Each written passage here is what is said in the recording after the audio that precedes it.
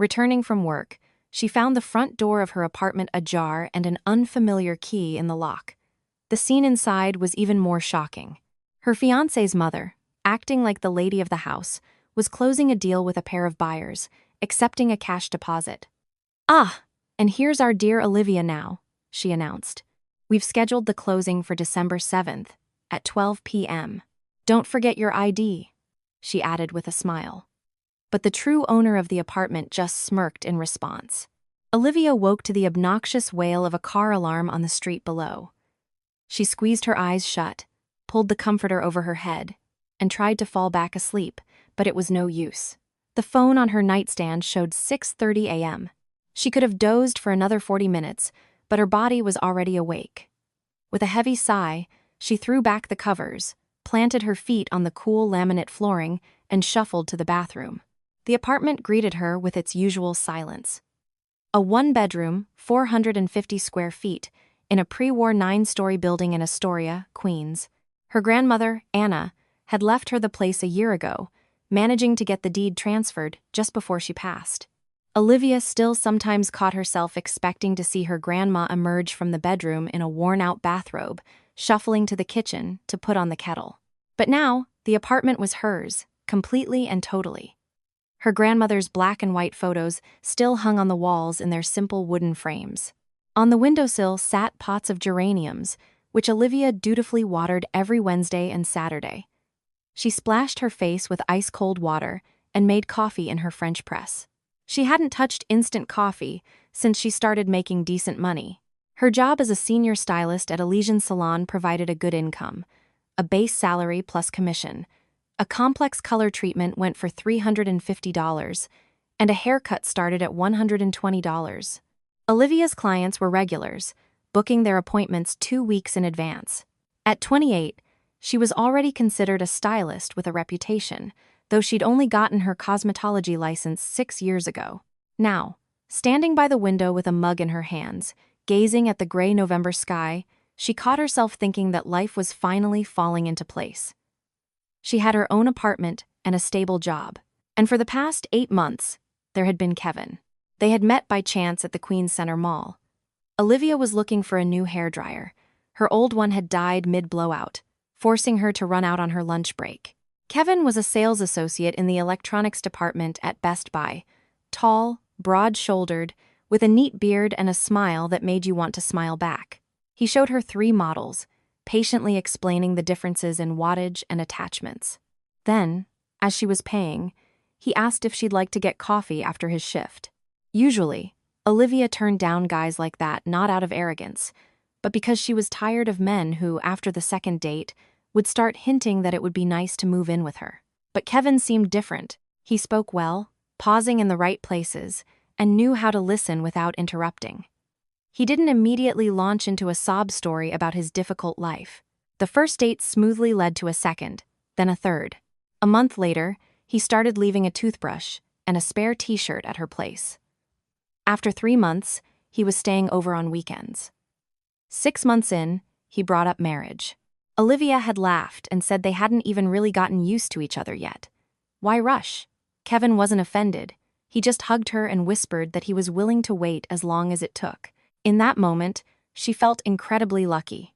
Now, finishing her lukewarm coffee, Olivia glanced at the clock and realized it was time to get ready. The workday promised to be hectic. 3 color appointments back-to-back, with 2 haircuts squeezed in between. She pulled on jeans, a dark blue turtleneck, and a light jacket, grabbed her bag, and slipped out the door. A cold drizzle was falling outside, the kind that seeps into your bones.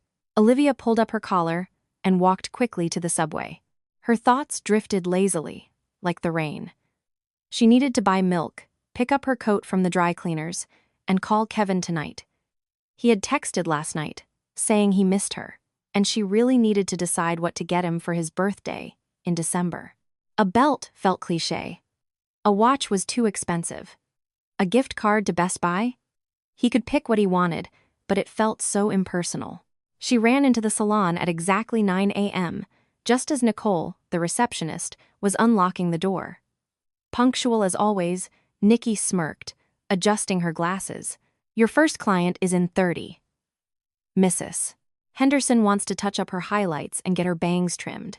Olivia nodded, tossed her jacket in the break room, and started setting up her station. Combs, clips, a cape, bowls for the color. It was all second nature. Her hands knew just what to do. The salon smelled of hairspray, shampoo, and coffee from the machine. Her colleagues started to arrive. Amber, with her perpetually annoyed expression. Sophie, whose bright laugh filled the room as she chatted with clients about everything under the sun. And Vera, the nail tech, whose long acrylic nails clicked against the table like castanets. The workday rolled on. Mrs. Henderson was a talkative retiree who spent an hour and a half telling Olivia about her grandchildren and the rising price of groceries while Olivia worked her magic on her hair. Next came a girl in her early 20s, with a photo from Instagram. She wanted that exact shade of blonde, despite her natural color being a dark brunette. Olivia patiently explained that it wouldn't be possible in one session. They would have to lighten it in stages, or her hair would turn to straw. The girl pouted but agreed. During her lunch break, Olivia hid in the break room with a sandwich and a cup of tea. Her phone buzzed, a text from Kevin. "Miss you. See you tonight?" She smiled and quickly typed back, "Of course. Come over after 7. I'll make something." Kevin sent a heart emoji. Olivia shoved her phone back in her pocket and returned to the floor. After lunch, a new client appeared at the door. A woman in her 50s with a short haircut and a determined look on her face. She gave Olivia an appraising glance and nodded. "I need to touch up my roots. The gray is coming in like crazy, and I want it to look natural.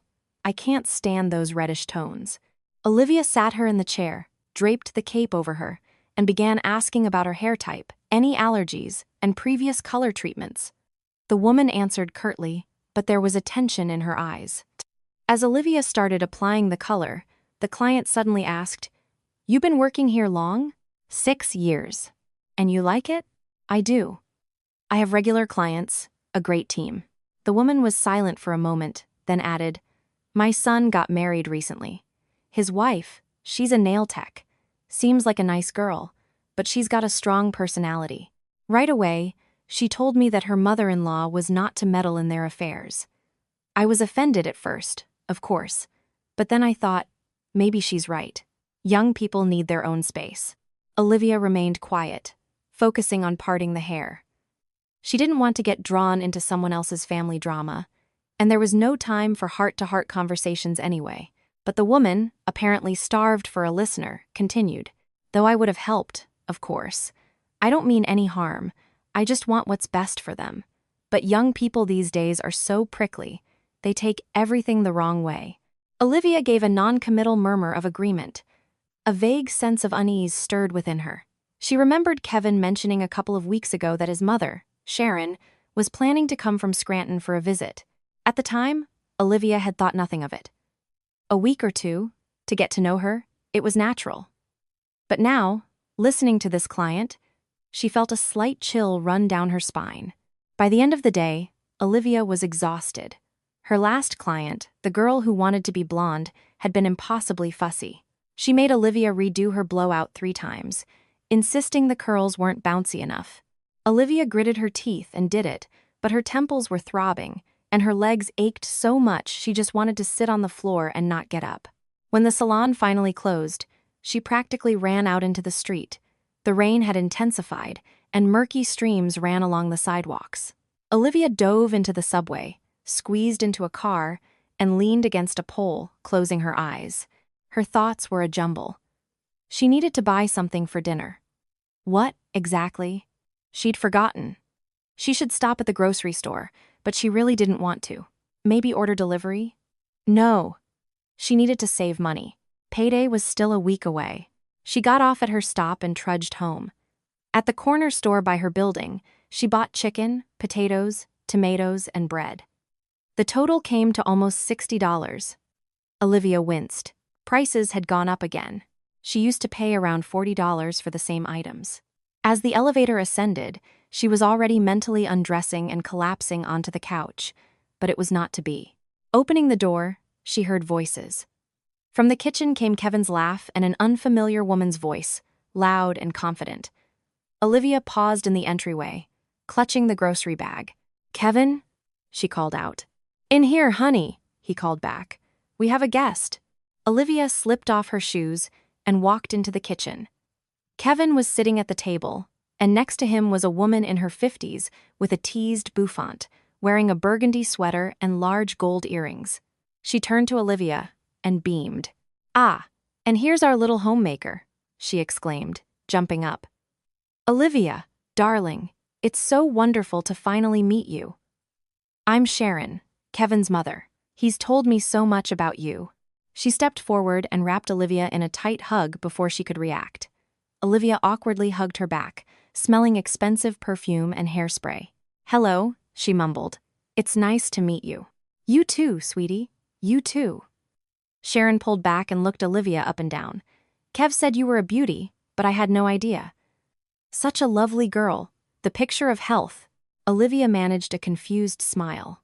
Kevin got up from the table and put an arm around her shoulders. Mom got in this morning. She wanted to surprise us. I gave her my key. She's getting settled in here. She'll stay for a week, then head back to Scranton. A week or two, Sharon corrected. I missed my boy, and I wanted to see how he's living. You don't mind, do you, Olivia? What could she say? Olivia shook her head. Of course not. We're always happy to have guests. Wonderful. Sharon's face lit up again. I've already put the kettle on. We'll have some tea after my trip. Sit down, sweetie. Rest. I can see you're tired. Your job must be stressful. On your feet all day. Olivia put the grocery bag on the counter and sat down. Her head was spinning slightly, not from fatigue, but from the shock. She hadn't expected Sharon to arrive so soon, and she certainly hadn't expected her to immediately make herself at home. Kevin busied himself at the stove, putting tea bags in mugs, while his mother was already pulling butter, cold cuts, and cheese from the refrigerator. Now, don't you be shy, Sharon said, slicing bread. I'm a simple person, used to everything. I just need a little corner. I won't be in your way, and I'll help around the house. Cook, clean.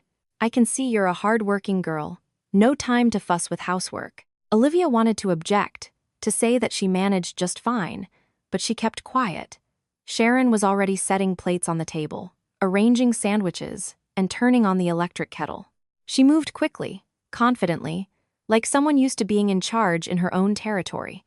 And there was something unsettling about that confidence. Kevin sat down next to Olivia and took her hand.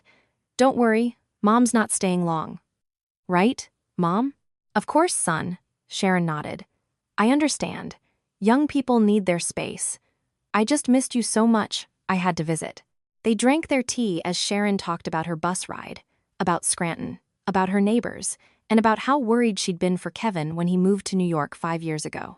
Olivia listened with half an ear, nodding at the right moments, feeling the exhaustion weigh down on her like lead. All she wanted was to lie down and pass out, but instead, she had to sit there, smile, and pretend she was happy about the unexpected guest. When tea was finally over, Sharon insisted on washing the dishes, waving away Olivia's protests. Olivia wanted to retreat to the bedroom, but Kevin asked her to help him set up a folding cot in the corner. Mom will sleep there. Sorry I didn't warn you, he whispered, pulling an old blanket and pillow from the closet. She called me last night and said she'd already bought her ticket. I didn't have a chance to tell you. It's fine, Olivia replied, though her stomach tightened. As long as it's not for too long. A week, 2 at the most, I promise. He kissed her on the temple, and Olivia nodded. A week. She could handle a week. After all, it was Kevin's mother.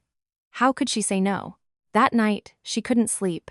Sharon was settled on the cot, breathing softly, while Olivia lay next to Kevin, staring at the ceiling. A nagging thought kept circling in her mind. A week, 2 at the most. But for some reason, she couldn't shake the feeling that it wasn't going to be that simple. The next morning began with the sound of running water. Olivia opened her eyes, stretched, and then it hit her. Someone was in the bathroom. Her gaze fell on the alarm clock. 6:30 a.m. This was usually her time to get ready, but the bathroom was occupied. She turned on her side and saw Kevin was still fast asleep, sprawled across his half of the bed. She got up carefully, put on her robe, and went into the hallway. The bathroom door was shut tight.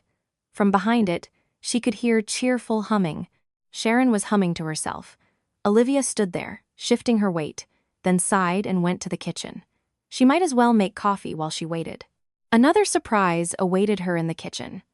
Last night's mugs were washed and sitting in the drying rack. The table was wiped clean, and the trash had been taken out. Even the outside of the refrigerator had been wiped down. Olivia could see the streaks from the cloth.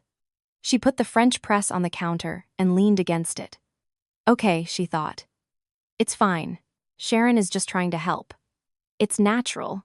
She's used to running a household, so she's trying to be useful. No need to be critical. The water in the bathroom was still running. Olivia glanced at the clock. 20 minutes had passed. She poured herself a coffee, took a sip, and looked at the bathroom door again.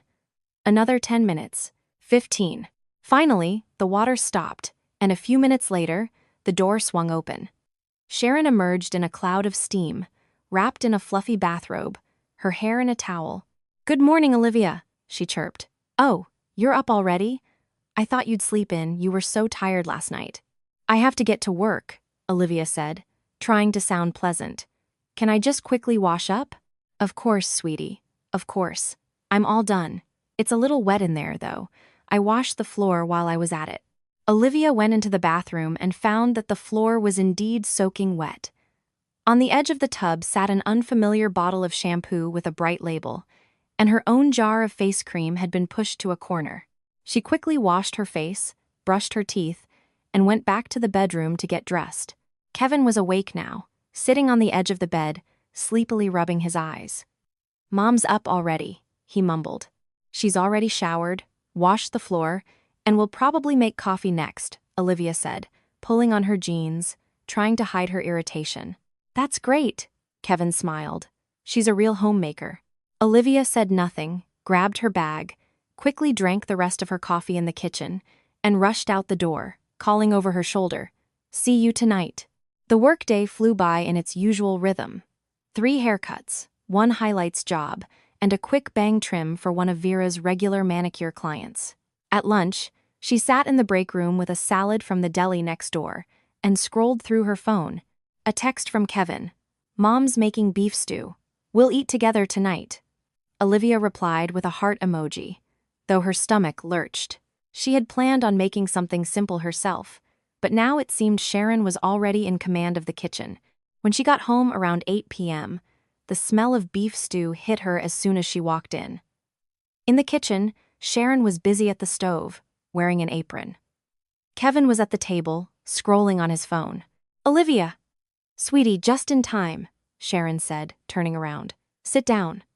"I'll serve you. You must be starving after work." Olivia was, in fact, starving, so she sat down and kept quiet. Sharon ladled the stew into bowls, sliced some bread, and put out a container of sour cream. The stew was delicious, rich, savory, with tender beef. Olivia ate and tried not to think about the fact that this was her kitchen, her pots, and her groceries from her fridge. "This is amazing, Mom," Kevin said, already on his second bowl. "Of course it's amazing. I made it for you both," Sharon beamed. "Olivia, how is it? Do you like it?" "It's delicious." "Thank you," Olivia forced a smile. "Good. I noticed your fridge is full of takeout containers." "That's so unhealthy, sweetie. You need to eat properly, make stews, soups. All this eating on the run will ruin your health." Olivia clenched her jaw. First, her fridge was not full of takeout containers. Second, she knew how to cook perfectly well. She just didn't always have the time. But she didn't want to argue, so she just nodded again. After dinner, Sharon started washing the dishes, despite Olivia's offer to help. She just waved her hand, saying, "Go rest, I'll take care of it." Olivia went to the bedroom, lay on the bed, and stared at her phone. Kevin stayed in the kitchen with his mother. She could hear their low murmurs and laughter. Half an hour later, Kevin came into the room and sat beside her. Why the long face? Just tired. Olivia didn't go into detail. "Mom's just trying to help. You see how she's cooking, cleaning." "I see. So, what's the problem?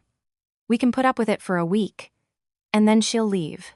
Olivia wanted to say that it wasn't the cooking that bothered her, but the way Sharon was settling into the apartment as if it were her own home, but she held her tongue.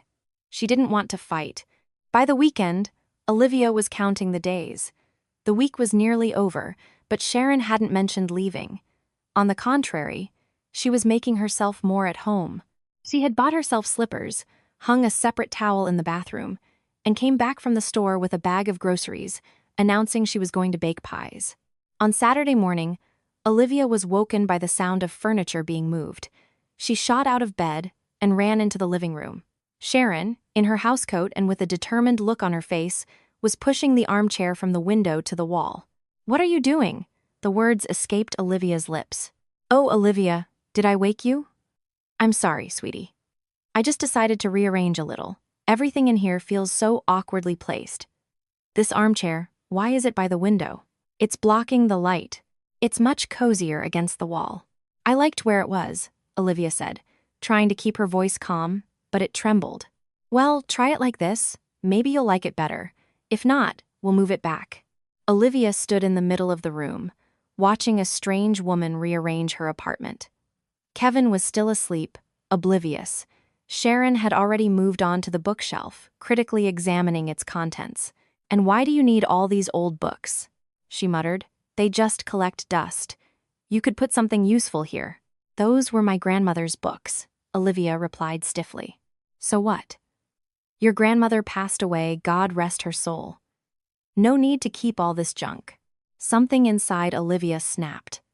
She turned and walked out of the room to avoid saying something she'd regret. She got dressed, grabbed her purse, and left the apartment without a word. Outside, she took a deep breath of the cold air and felt the tension slowly release. She spent the entire day at the mall, wandering aimlessly through stores. She bought a new lipstick, browsed a bookstore, and sat in a cafe with a cappuccino. Her phone buzzed relentlessly. Kevin called 3 times, but she didn't answer. Only in the evening, after dark, did she reluctantly return home. Kevin met her in the hallway with a frown. "Where did you disappear to?" "I was worried." "I went for a walk," Olivia answered shortly. "Mom was worried. She made lunch and waited for you." "I didn't ask her to." "Olivia, what's wrong with you?" Kevin grabbed her arm. "Mom is trying to be nice, and you're ignoring her. That's not right." "Not right, huh?" Olivia pulled her arm away. "Kevin, we had an agreement. 1 week. A week has passed. When is she leaving?" Kevin hesitated, looking away. "Well, she wants to stay a little longer. There's not much for her to do back in Scranton. Her pension is small. She's all alone. Let's give it another couple of weeks. 2 weeks? Or 3. Please, just be patient. She's my mother." Olivia felt a surge of anger, but she controlled it. She turned and went into the bathroom, locking the door. She sat on the edge of the tub and buried her face in her hands. 3 weeks. 3 more weeks of this nightmare. She splashed cold water on her face and looked at her reflection.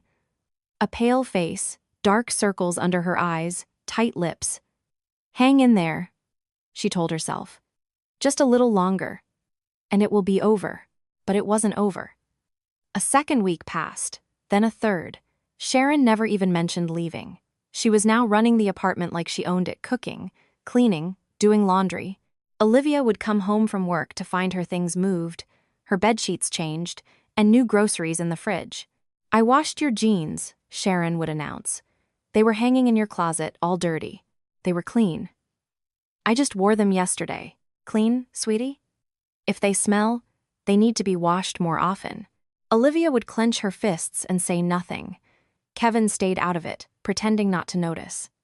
In the evenings, he would sit with his mother in the kitchen, drinking tea and talking about their own things. Olivia felt like a stranger in her own home. One evening, when Sharon stepped out to the store, Olivia decided to have a talk. She sat across from Kevin at the kitchen table and looked him in the eye. "Kevin, we need to talk." "About what?" He looked wary. "About your mother. It's been a month. When is she leaving?" Kevin sighed and rubbed his face. "Look, she's not bothering anyone. In fact, she's helping around the house. She is bothering me. She's living here like it's her own place. She moves my furniture, washes my clothes without asking, and meddles in my business. She's just trying to help. Don't take it that way. I didn't ask for her help. Olivia's voice cracked. This is my apartment, do you understand? My grandmother left it to me, and your mother is acting like I'm the guest here. Please don't yell, Kevin winced. The neighbors will hear. I don't care about the neighbors. Kevin, I'm tired. I want to live peacefully in my own home. Ask her to leave. I can't. Why not? Because she's my mother. Because she's lonely and bored in Scranton. Because I don't want to hurt her feelings. Olivia, just be patient a little longer. Please. How long is a little longer? Kevin shrugged. I don't know. A month or two. She'll decide when she's ready to go. Olivia stood up from the table and left the kitchen. She felt a helpless rage boiling inside her. A month or two, he had said, so casually, as if it were a couple of days. She locked herself in the bathroom, turned on the faucet, and let herself cry, muffling the sobs in a towel. When she came out, Sharon was back from the store and bustling in the kitchen. Olivia walked past without looking at her, lay down on her bed, and buried her face in her phone. She didn't feel like texting anyone. She was too embarrassed to complain. Her friend Jessica had told her a month ago, Liv, this isn't normal. Having your future mother-in-law live with you. You need to kick her out. But how could she, when Kevin wouldn't support her? The following days passed in tense silence. Olivia tried to spend as little time at home as possible, staying late at work, taking long walks in the evenings, stopping at cafes. Sharon pretended not to notice, continuing to cook, clean, and offer unsolicited advice. Olivia, why are you coming home so late? Dinner's getting cold. I know you have a lot of work, but you need to rest too. You don't have any time for yourself. Look at you, so pale, with dark circles under your eyes. You should take some vitamins. Olivia would just nod silently and retreat to her room. Kevin tried to smooth things over, but it was no use. He was caught between his mother and his fiancé, trying to placate everyone but changing nothing. One evening, Sharon brought up the apartment. The three of them were sitting in the kitchen, finishing their tea. Olivia was about to get up, but Sharon stopped her. Olivia, sweetie, I was thinking. This is a nice little apartment, but it's small. Just one bedroom. That's not very convenient. You and Kevin are young. You're probably thinking about kids. Where are you going to raise a child? Olivia tensed up. We're not planning on that yet. Not planning? Sweetie, time is ticking. How old are you? 28. That's the perfect age to have a baby, and it's hard to raise a child in a one-bedroom. I was looking at some listings online. You can get a two-bedroom for a good price on the outskirts of Queens. You could sell this place, add a little money, and buy something bigger. Olivia felt a chill run down her spine. I'm not selling my apartment. Why so quick to say no? Let's at least look at the options. There's a two-bedroom in Rego Park for $600,000. You could probably sell this place for $500, add $100,000, and then you'd have plenty of space. And a place for me to stay when I visit. Mom, we haven't really thought about it, Kevin intervened. Well, you need to think about it, son.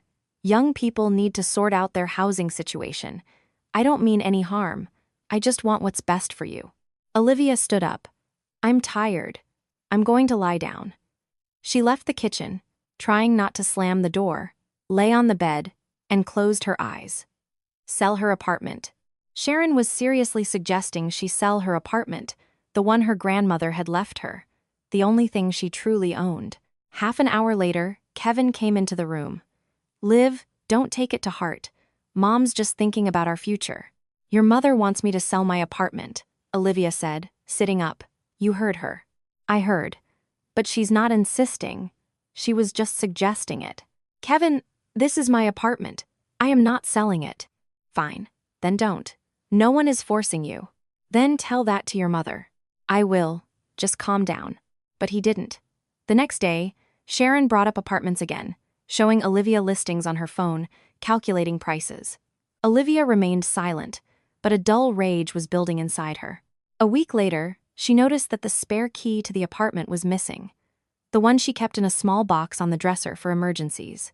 Olivia searched the entire box, looked under the dresser, and checked the pockets of her coats.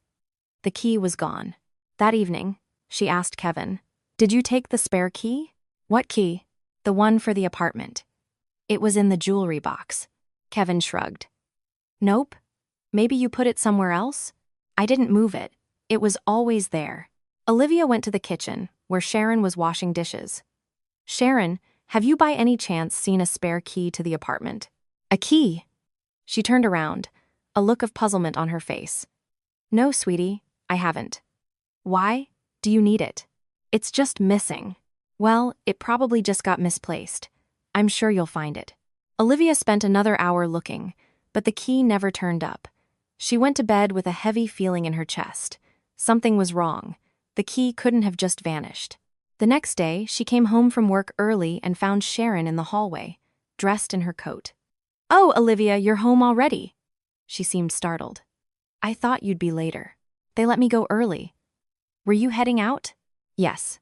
Just some errands. Needed to buy a few things at the store." Sharon quickly slipped out the door. Olivia watched her go, then took off her jacket and went to the kitchen. On the table was a printout. A real estate listing for a 2-bedroom apartment in Rego Park. Next to it was a piece of paper with calculations, numbers, sums, percentages. Olivia picked it up and read it carefully. Sharon had detailed how much they could get from selling this apartment, how much they would need to add, and what the profit would be. Something inside her broke. Olivia took out her phone, found the number for the real estate agency listed on the printout, and called. "Hello. New Horizon Realty. How can I help you?" "Hi, I'm calling about a property in Rego Park." "Which one?" Olivia read out the address. "Ah, yes, we're in negotiations for that one. A client viewed it this week and loved it. We're just getting the paperwork started." "What client?" "A middle-aged woman. Sharon Miller, I believe. She said she was selling her niece's apartment." "Are you the niece?" Olivia slowly sank onto a chair. "No, I'm the owner of the apartment she's trying to sell." There was a pause. "I'm sorry, I don't understand." "I am the owner of the apartment. Sharon Miller has no right to sell it. She doesn't have power of attorney, no documents, nothing. She's just a guest." "But she said everything was agreed upon." "Nothing was agreed upon. Thank you for letting me know." Olivia hung up. Her hands were shaking. She stood up, walked to the window, and pressed her forehead against the cold glass. Sharon was trying to sell her apartment. She was seriously negotiating with a real estate agency, viewing properties, making deals. Without her knowledge, without her permission, behind her back. The door slammed shut. Kevin was home. Olivia went into the hallway. He stood there, taking off his shoes, smiling. "Hey, Kevin? You look pale. We need to have a serious talk." "Again, Liv? How many more times?" "As many as it takes. Your mother is trying to sell my apartment." Kevin froze. "What?" "She's been going to a real estate agency, looking at places, negotiating. I just called them. They told me a Sharon Miller is handling the paperwork. That has to be a mistake." "There's no mistake. Look at this." Olivia shoved the printout and the page of calculations under his nose. Kevin took them, scanned them, and frowned. Well, maybe she was just looking. For her information. For her information? "Kevin, my spare key is missing. I think your mother made a copy." "Olivia, are you serious? My mom wouldn't do something like that." "Oh, she is more than capable. She's been living here for a month, bossing me around, talking about selling my apartment. Now it turns out she's already at an agency. What more proof do you need?" Kevin was silent for a moment, then shook his head. "I'll talk to her." "Don't just talk to her. I want her to leave. Tonight." "Olivia, don't overreact." "I'm overreacting," her voice cracked. "Your mother is trying to sell my apartment, and I'm overreacting? I said I'll talk to her. I'll figure it out." He walked into the bedroom, slamming the door. Olivia stood in the hallway, clenching her fists. He'll talk to her, figure it out. And then what? Ask her to be patient again? Sharon returned an hour later with bags of groceries, cheerful, humming a tune. Olivia looked at her and felt a white-hot rage building, but she held it in. She didn't want to cause a scene until Kevin had spoken to his mother. That evening, the three of them sat at the kitchen table, eating dinner. Sharon chattered on about the store, about prices, about her neighbors back in Scranton. Kevin was silent. So was Olivia. When Sharon went to the bathroom, Kevin leaned toward Olivia. I talked to her. She said she was just looking at options. For the future. She didn't mean any harm. For the future, Olivia repeated. And she made a copy of my key for the future, too? She said she didn't. Kevin, I'm not an idiot. The key is gone. She's going to a real estate agency. It's obvious. What do you want me to do? Kick my own mother out on the street? Yes, that's exactly what I want. Kevin pushed his plate away and stood up. I'm not kicking her out. She's my mother. If you have a problem with it, you deal with it. He stormed out of the kitchen. Olivia sat there, staring at her empty plate. You deal with it. So that was it. He had chosen his mother over her. It was crystal clear. She stood up, washed her plate, and went to her room. She lay on the bed, pulled the covers up, and stared at the ceiling for a long time. She felt a coldness spread through her. She knew that if nothing changed, she would go insane. She had to do something. But what? Meanwhile, Sharon continued to settle in. The next day, Olivia found her clothes pushed aside in her closet, and Sharon's things were on the newly freed shelf.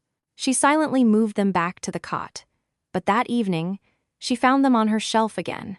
Sharon, why are you putting your things in my closet? Oh, sweetie, but there was empty space. I didn't think it would be a problem. It is a problem.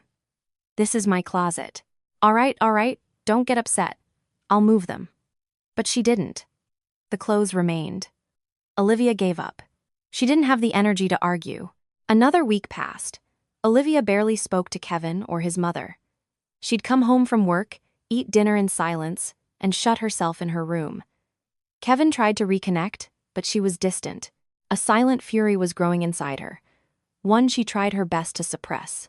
One morning, as she was leaving for work, Olivia paused in the entryway. Sharon was busy in the kitchen. Kevin was still asleep. Olivia opened the drawer in the hall table where she kept keys, documents, and other small things. There, at the bottom, lay her spare key, the one that had gone missing, but now it had a new keychain attached, a cheap, horseshoe-shaped trinket. Olivia picked up the key and turned it over in her hands. A copy. Sharon had made a copy and put the original back to avoid suspicion, and now she had her own key to the apartment. Olivia clenched the key in her fist. That was it. She was done. She would not tolerate this anymore. She put the key back in the drawer, left the apartment, and headed to work. All day, she thought about what to do. By evening, a plan had formed. It was risky, but she saw no other way. She called her friend, Jessica, and asked for a favor. Jess listened and let out a low whistle. Liv, are you serious? That's harsh. I can't take it anymore. Please, help me. Okay. Let's do it. That evening, Olivia came home, had dinner, and went to bed early. Tomorrow would be a long day. She needed to rest and gather her strength. She woke up the next morning with a clear head, got dressed, had breakfast, and left for work at her usual time. At 8 a.m., Sharon saw her off with a saccharine smile and a wave. Olivia returned a practiced smile and closed the door behind her. She worked on autopilot all day. Haircuts, color, small talk with clients, it all went by in a blur. Her mind was focused on one thing, what she would find when she got home. At 6 p.m., her shift ended. Olivia changed, grabbed her bag, and walked out. Her phone vibrated. A text from Jessica. Everything's ready. Waiting for your signal. Olivia replied, thanks, see you soon.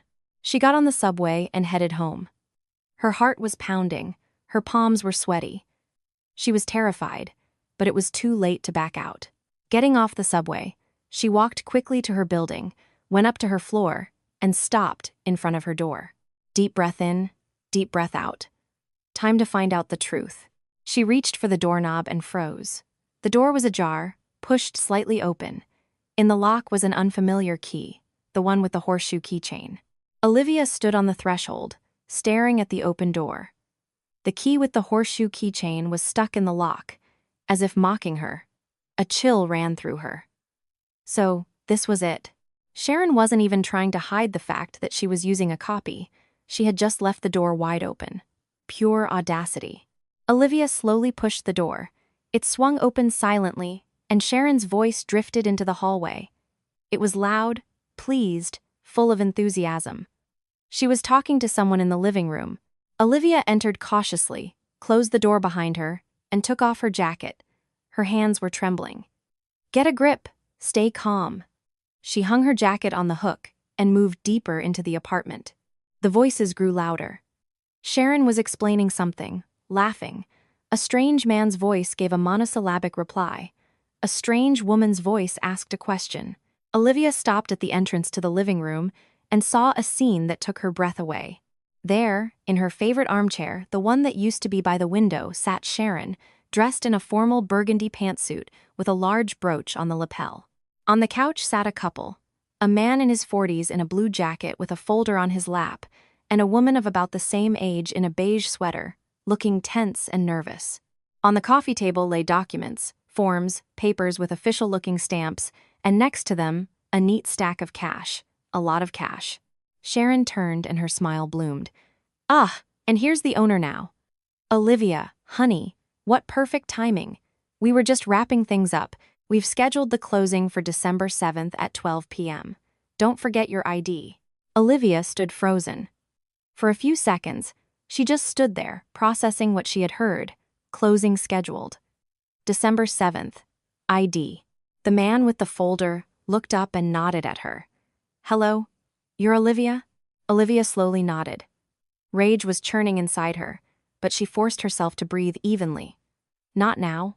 Don't lose it now." "ID," she said. Olivia smirked and took the bag off her shoulder. Sharon turned back to the couple. "See? Everything's fine. Olivia's a good, understanding girl. We talked it all over. She's agreed to sell, right, sweetie?" Olivia walked closer, set her bag on the floor, took out her phone, unlocked it, and opened the camera app. She raised the phone and pointed it at Sharon. Sharon didn't immediately realize what was happening and continued to smile. "Everyone, meet Sharon Miller," Olivia began calmly, looking into the lens.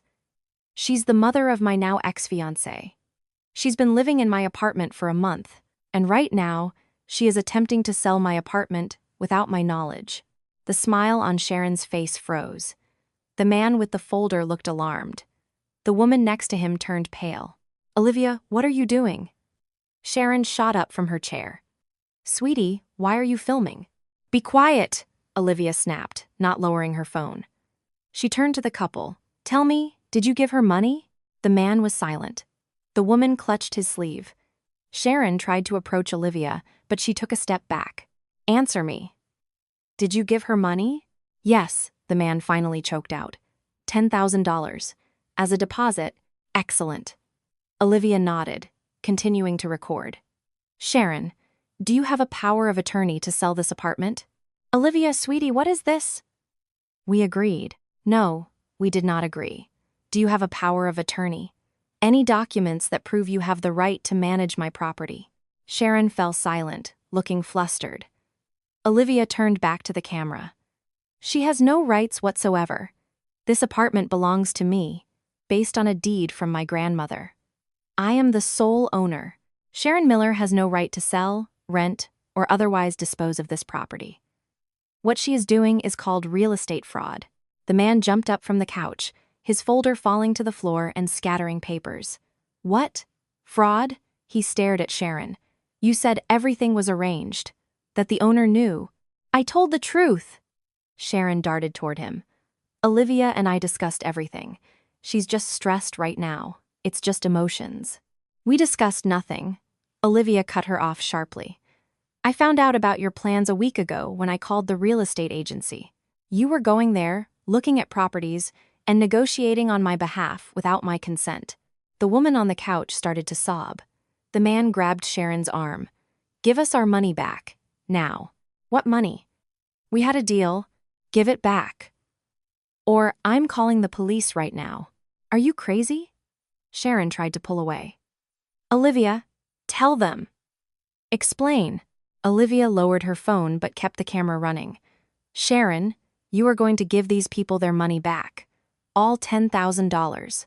Right now. Otherwise, I'm sending this video to the police and to all of Kevin's friends and family. Let everyone know what a wonderful person you are. How dare you? Sharon's voice rose to a shriek. Are you insane? Kevin and I decided. Kevin doesn't live here. He has no rights to this apartment. I am the sole owner, and I did not consent to a sale. Money on the table. Now. Sharon's face was contorted with fury as she darted around the room. The man stood with his fists clenched.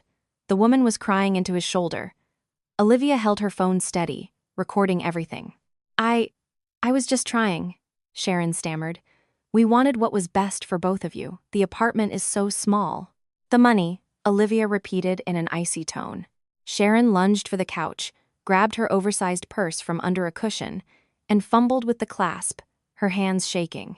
Finally, it burst open, and bundles of cash spilled out. Sharon scooped them up and threw them on the table. Here's your money. Take it and get out. The man rushed to the table, grabbed the cash, and quickly counted it. It's all here. 10,000. He stuffed the money into his jacket pocket, grabbed his wife's hand and said, "Let's go. Now."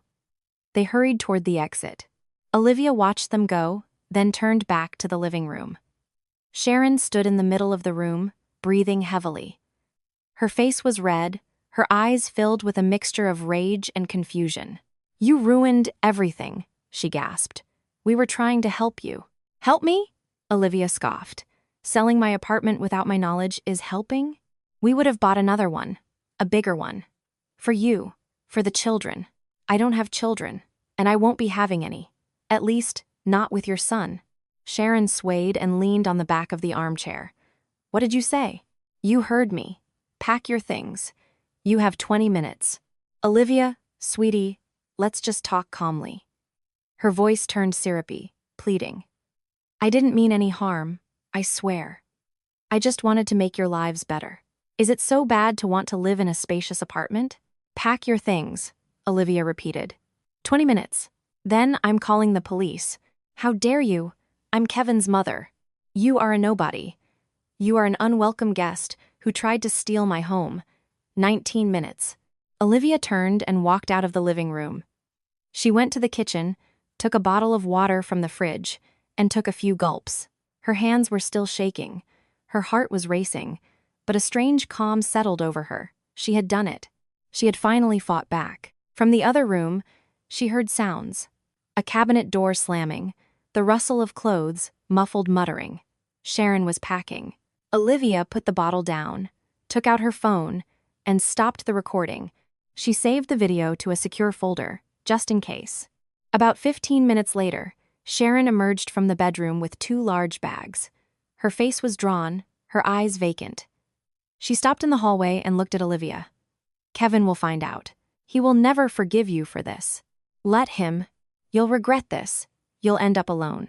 Better alone than with you. Sharon stood there for a few more seconds, then turned and walked out. Olivia followed, closed the door behind her, turned the deadbolt, and removed the duplicate key with the horseshoe keychain that was still in the outside lock. She tossed it onto the hall table. She leaned her back against the door and slowly slid to the floor. She sat right there in the hallway, wrapped her arms around her knees, and closed her eyes. It was over. Sharon was gone. The apartment was hers again, but the victory felt hollow. There was no elation, just exhaustion and a strange emptiness. She sat on the floor for 10 minutes, maybe more. Then she got up, went into the living room, and gathered the papers the buyers had left on the table forms, draft agreements. She tore them into pieces and threw them in the trash. She sat down in the armchair, the one Sharon had been sitting in, and looked around. The room looked the same, but it felt different, as if the air had been cleared. Her phone vibrated. A text from Kevin. Mom called. She said you kicked her out. What's going on? Olivia typed a reply. Your mother tried to sell my apartment. I stopped her. Come over. We need to talk. The response came a minute later. On my way. Olivia put her phone down and stood up. She needed to wash her face, pull herself together. The hardest part was about to begin. She went to the bathroom, splashed cold water on her face, and looked at her reflection. Pale, drawn, with dark circles under her eyes, but her gaze was steady. She could handle this. Kevin arrived 40 minutes later, bursting into the apartment. He was red-faced, disheveled, his eyes blazing. "What did you do?" he yelled from the doorway. Olivia stood in the living room, her arms crossed. "What I should have done a month ago. My mom is in tears. She said you humiliated her, threw her out. Your mother tried to sell my apartment without my knowledge. Here, watch." She held out her phone with the video playing. Kevin snatched the phone and stared at the screen. Olivia watched silently as his expression changed from disbelief to confusion, and then to something like shame. This has to be some kind of misunderstanding," he stammered. "There is no misunderstanding. Your mother lived here for a month, pressuring me to sell the apartment. I refused. So she decided to do it herself. She made a copy of my key, found buyers, and took a $10,000 deposit. If I hadn't come home when I did, who knows what would have happened. She wanted what was best for us," Kevin said, handing the phone back. "For our future." "Our future?" Olivia laughed without humor. "Kevin, we don't have a future." He froze. "What?" "We're breaking up." "Olivia, you can't be serious." "I am completely serious. For a month, you ignored my requests. I told you your mother was driving me crazy, and you told me to be patient. I told you she wanted to sell the apartment, and you brushed it off. You chose her, not me. It's over. Liv, she's my mother. I can't just... You can, but you won't. And that's your choice. My choice is to end this." Kevin stood there, his mouth open, at a loss for words. Olivia went to the closet and pulled out a bag she had packed that morning. Inside were his things: t-shirts, jeans, his toothbrush, his phone charger. "Here, take these." Kevin took the bag mechanically. "You're serious? Just like that? Just like that. Olivia, I love you. We can talk about this, we can fix it. There's nothing to talk about. I'm tired. I don't want to live with someone who doesn't listen to me, and I never want to see your mother in my life again." Kevin was silent, clutching the bag. Then he shook his head. "You destroyed everything." "No, your mother did, and you helped her." He turned and walked out of the apartment. The door slammed shut. Olivia was left standing in the middle of the room. The silence was deafening. She went to the kitchen and put the kettle on. Her hands started shaking again, this time from a delayed reaction. She had kicked out Sharon. She had broken up with Kevin. She was alone, but strangely, there was no panic inside her, just exhaustion and relief. A huge, all-encompassing relief that made her want to just sit down and do nothing for a very long time. The kettle boiled. Olivia made herself some chamomile tea, added honey, and sat at the table, looking out the window. It was dark outside. The streetlights were on. Somewhere out there, in this city, Sharon was looking for a place to stay the night. Somewhere out there, Kevin was driving, either to his mother or to a friend's place, and she was sitting here, in her apartment, drinking tea.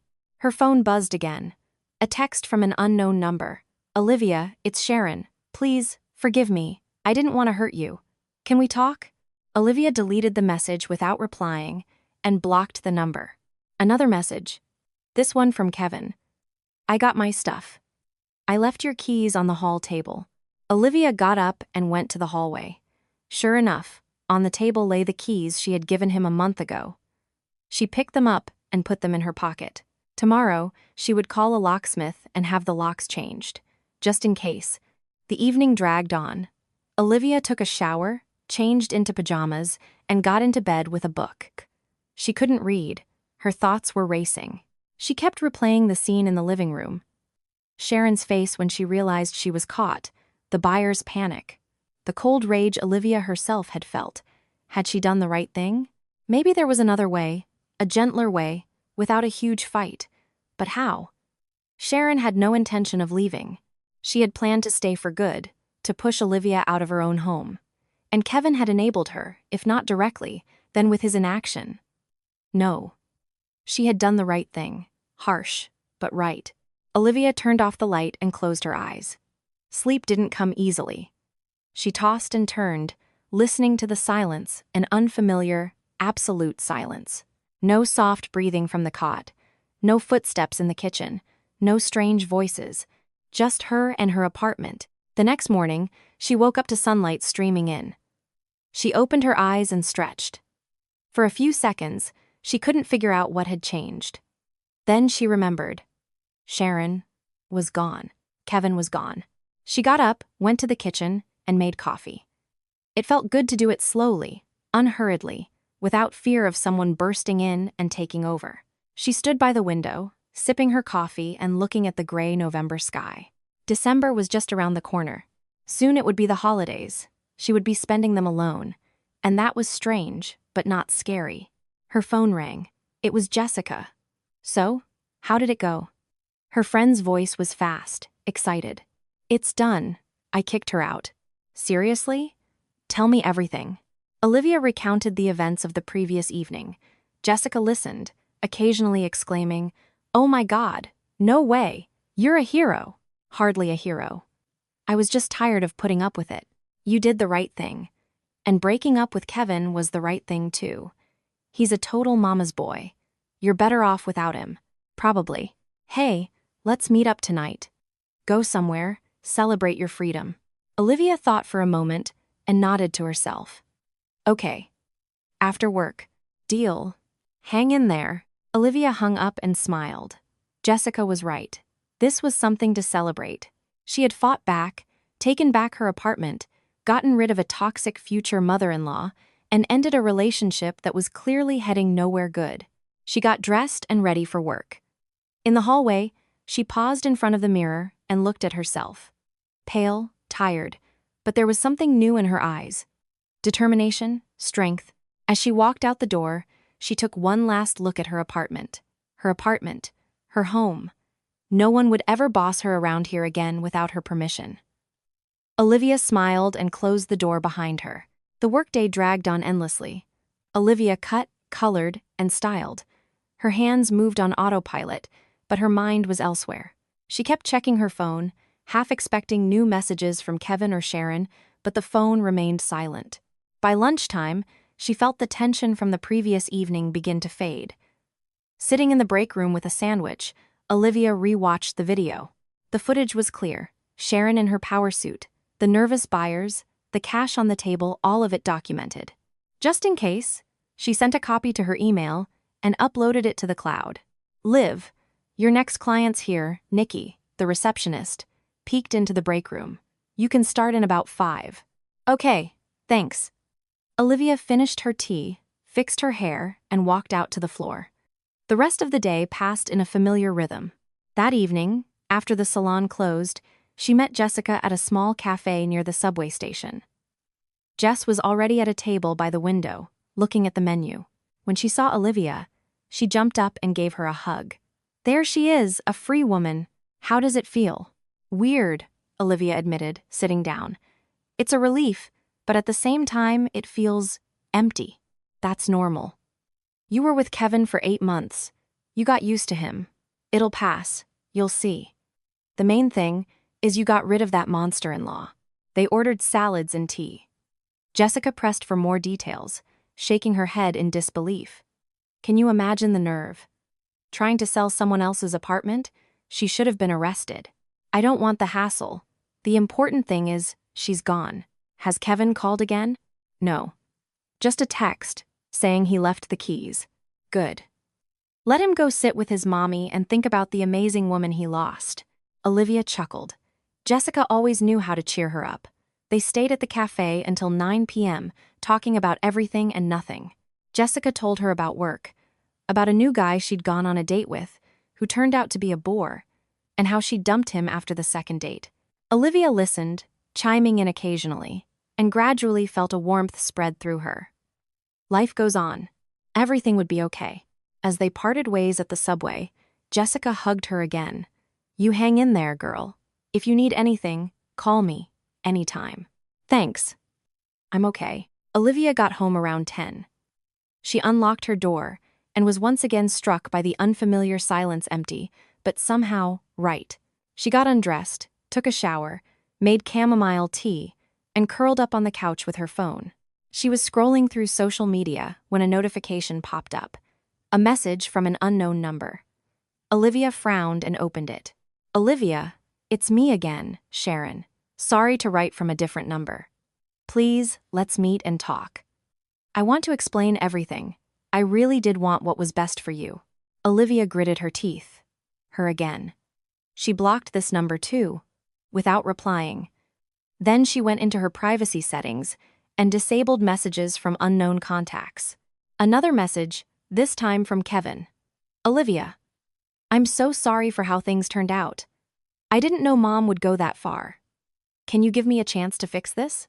Olivia stared at the screen for a long time, then typed a reply. "Kevin, you didn't listen to me for a month. I'm tired of repeating myself.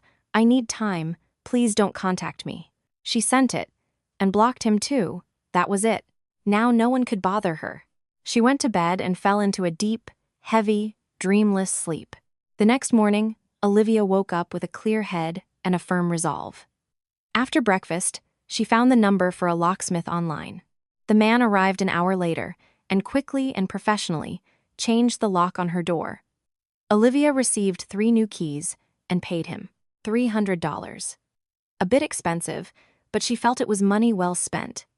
Now, no one could enter without her permission. She spent the rest of her day off at home, sorting through her things, washing the bedding Sharon had used, wiping down shelves. She wanted to erase every trace of the other woman's presence. She folded up the cot and shoved it back in the closet. The armchair was returned to its original spot by the window. By evening, the apartment looked exactly as it had before her mother-in-law's arrival. Olivia sat in the armchair, cradling a mug of tea, and looked out the window. A light rain was falling.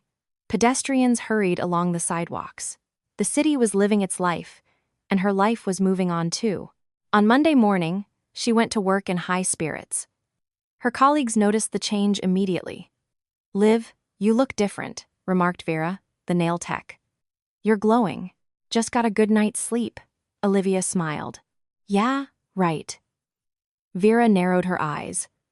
"Something happened, didn't it?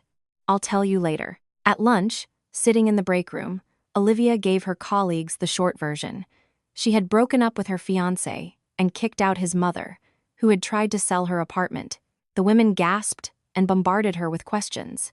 Olivia answered vaguely, not wanting to go into too much detail. "What a witch," Vera said, shaking her head. "You're lucky you caught on in time." "Lucky," Olivia agreed. A week went by. Olivia gradually fell back into her old routine. Work, home, seeing friends. Kevin didn't text again. There was no word from Sharon either. It seemed they had finally gotten the message. But on Friday evening, as Olivia was walking home, someone called her name near her building. She turned and saw Kevin. He was standing by the entrance in a dark jacket, his face gaunt. "Olivia, wait, please." She stopped, crossing her arms. "What do you want?" "To talk. Just for 5 minutes. I asked you not to contact me." "I know, but I have to say this." Kevin took a step closer. "Mom went back to Scranton. I took her to the bus station. She asked me to tell you she's sorry." "Okay." Message delivered. "I'm going inside." "Olivia, wait. I'm sorry too. I was a blind idiot. I should have listened to you, not her. Forgive me." Olivia was silent, looking at him. Kevin seemed genuinely remorseful, but she felt nothing. No pity, no desire to give him another chance. "Kevin, you apologized. I accept your apology. But it doesn't change anything. Why not? We can start over. I'll be different, I promise." "No, we can't. You showed me who you are. When things got tough, you chose your mother over me. I don't want to live my life waiting for that to happen again. I've changed." "In a week?" Olivia scoffed. "Kevin, go home, move on with your life. We're not right for each other." She turned and walked toward the entrance. "Olivia," he called after her. She didn't turn around. She went inside, rode the elevator to her floor, unlocked the door with her new key, and closed it behind her. She leaned her back against it and took a deep breath. It was over. For good. The next day, Olivia woke up with a light heart. It was the weekend. No plans, no obligations. She could do whatever she wanted. She got up, made coffee, sat by the window, and just watched the street below. December had arrived. A thin layer of snow covered the trees. Passers-by were bundled up in warm coats. The holidays were coming. Olivia thought it might be nice to decorate the apartment, buy a small Christmas tree, and trim it. It had been a long time since she had done something like that just for herself. Her phone rang. An unfamiliar number. Olivia frowned but answered it anyway. Hello? Hi. Is this Olivia? This is New Horizon Realty. This is she. Great. Olivia, you called us last week about a property in Rego Park. I just wanted to follow up. The client, Sharon Miller, is no longer responding to our calls, and we wanted to understand the status of your property. The property is not for sale, Olivia said clearly. Sharon Miller had no authority to negotiate. I am the sole owner, and I have not given power of attorney to anyone. Understood. Thank you for clarifying. We'll close this file in our system. Thank you. Olivia hung up and smirked. The last loose end was tied up. She spent the weekend enjoying herself. She went to a movie, bought a new dress, and met Jessica at the mall. They browsed the stores, picked out Christmas ornaments, and drank mulled wine at a cafe. Jessica chattered away, and Olivia listened, feeling a warm, calm feeling spread through her. You know, you look great, Jessica remarked. You look younger. Really? Honestly, it's obvious a weight has been lifted. That mother-in-law was driving you to the brink. She was, Olivia agreed, but it's over now. They clinked their mugs of mulled wine. To your freedom, Jessica toasted. To freedom, Olivia smiled. That evening, back home, Olivia took the small artificial Christmas tree out of its box and began to decorate it. She strung lights, hung ornaments, and placed a star on top. She plugged it in, and the tree blinked with multicolored lights. Olivia stepped back to admire her work. The apartment instantly felt cozier. She walked to the window and looked at her reflection in the glass. Tired but happy, free. Her phone vibrated. A message from an unknown number. Olivia frowned and opened it. Olivia, this is Kevin's mother. This is the last time I will write. Forgive me, if you can. I truly thought I was doing what was best, but I was wrong. I wish you happiness. Olivia read the message twice, then typed a short reply. Okay, I wish you the same. She sent it and blocked the number. Now it was truly over. She lay down on the couch, wrapped herself in a blanket, and turned on a holiday movie. She felt light and calm. A new year was ahead, a new life. Without Kevin, without Sharon, without other people in her home. Just her in her apartment, her little fortress. 3 days passed. Olivia worked, came home, cooked dinner for herself, watched shows, and read books. It was the simple, steady life she had been missing for the past month. On Wednesday evening, coming home from work, she ran into her neighbor from the 3rd floor, Mrs. Gable. Olivia, hi, the older woman stopped her. Listen, what was all the commotion here the other day? I saw some woman leaving with a lot of bags. Then a young man came by. Olivia smiled. Just had some guests. They've left now. Oh, good. I was worried you were moving out. I'm glad you're not. You're a good neighbor, nice and quiet. Thanks, Mrs. Gable. I'm not going anywhere. Well, that's good to hear. The woman nodded and continued on her way.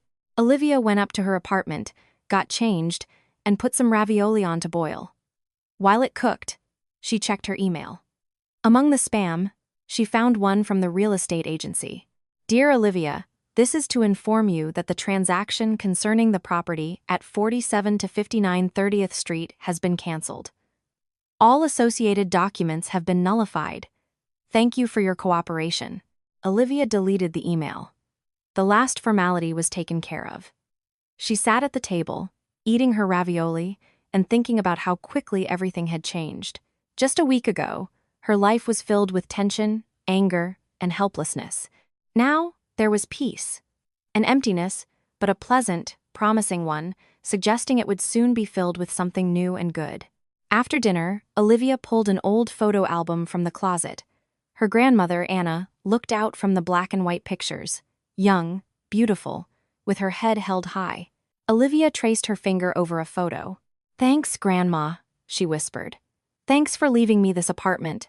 I protected it." On Friday, Olivia was walking home from work when she saw a familiar figure on the other side of the street. Sharon. The woman was standing in front of a store window, looking at something. Olivia froze, not knowing what to do. Walk past? Approach her? But Sharon turned her head and met her gaze. For a few seconds, they just looked at each other.